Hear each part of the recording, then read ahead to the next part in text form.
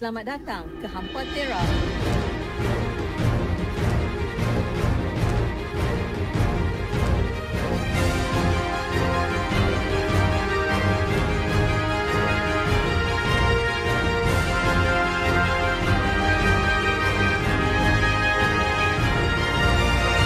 Hampa Tera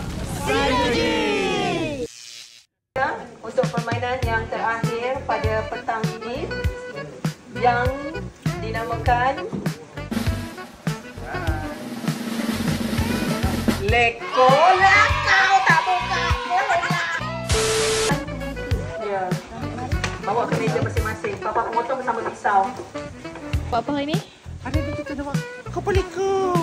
7 ketul ikan. Kita tengah tandem ikan. Kemana kita jadi kapal Leko.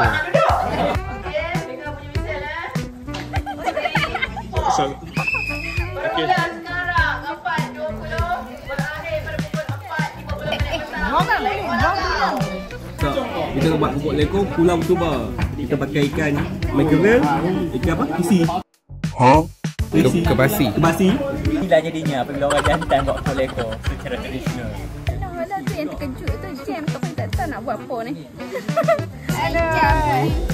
Boleh, pelan-pelan. Ayah siapa kat meja kursi? Sampai melutut. Bergegak meja ni. Lesong kami. Dia nak curi lesung juga. Ambil tu. Dia tak pakai dah. Ambil ya. Menggaul, mengaduk. Allah. Gepek.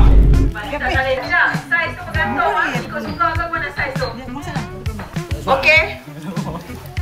Benek-benek terakhir. Yorobi. Nak buat bulat boleh. Nak buat cheese boleh. Dah habis dah. Alah tulang banyak membawa. Okey. Ni kumpulan kami ni ya.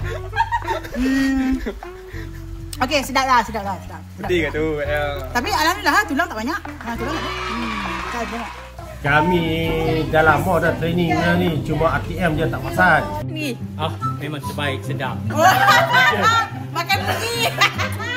Habis dulu kan?